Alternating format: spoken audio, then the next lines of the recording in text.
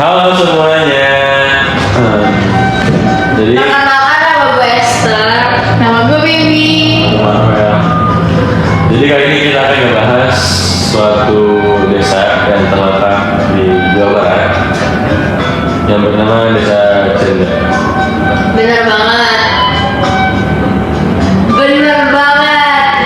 Desa ini menarik karena warganya masih memegang tradisi leluhur, tapi juga bisa beradaptasi dengan kehidupan modern. Nah, Beb, menurut tuh Desa Cirende itu terletak di kota mana sih? Setahu gue Desa Cirende tuh ada di kota Cimahi sih, dan dia tuh udah berdiri dari awal abad ke-20. Desa ini tuh juga punya akar yang kuat banget dalam budaya sebenarnya. Belum. Awalnya tuh Desa Cirende merupakan kawasan hutan. Lalu datanglah sekelompok orang yang ingin hidup mandiri dan mempertahankan nilai-nilai adat Sunda. Dari situlah terbentuk komunitas yang kemudian dikenal sebagai Desa Adat Cirende. Bener banget tuh guys. Masyarakat Cirende terkenal karena kemandiriannya, terutama dalam hal pangan. Mereka nggak bergantung pada beras kayak kebanyakan orang Indonesia, tapi menggunakan rasi alias beras singkong kayak sebagai makanan pokok. Nah, lu tau gak sih, lebih hebatnya lagi, kebiasaan makan nasi ini tuh udah ada sejak tahun 1924. Simbol banget nih dari ketahanan pangan lokal dan semangat mandiri masyarakatnya. Selain terkenal karena rasinya, Cirende juga kaya banget dengan kesenian tradisional. Benar. Ada angklung, kecapi suling, jaipongan, sampai pencaksilat. Biasanya tuh ini semua ditampilkan saat acara adat atau penyambutan tamu.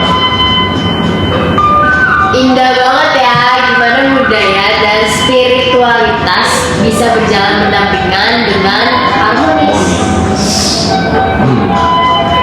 Kalau soal ekonomi, masyarakat Cirende juga kreatif banget.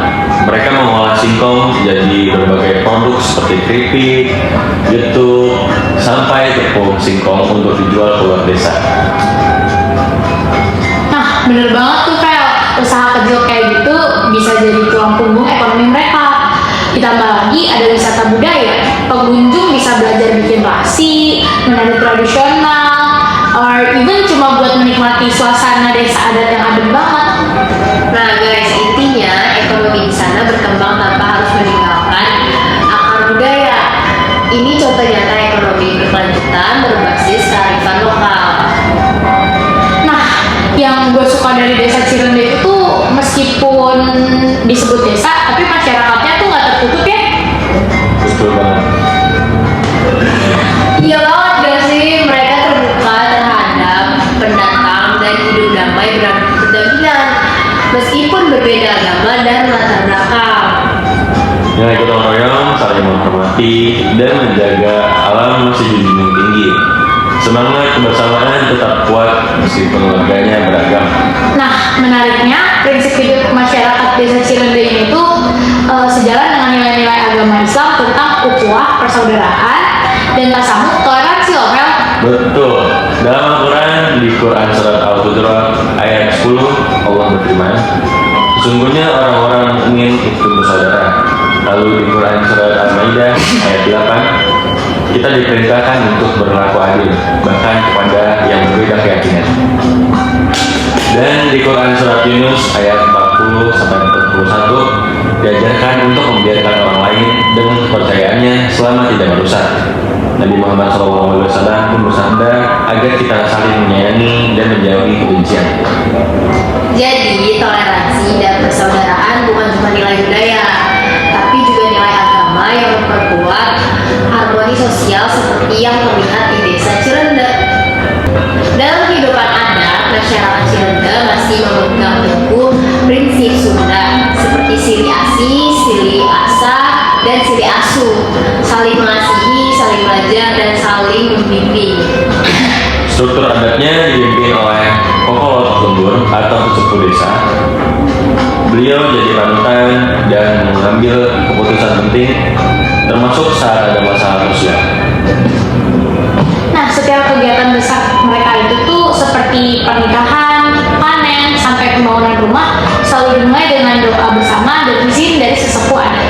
Bentuk penghormatan terhadap alam dan leluhur gitu.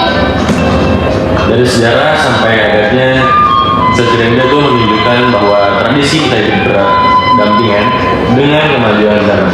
Benar nggak sih? Iya, bener banget. Nah, guys, lebih dari itu, mereka ngajarin kita buat hidup mandiri, selaras dengan alam dan menghormati perbedaan.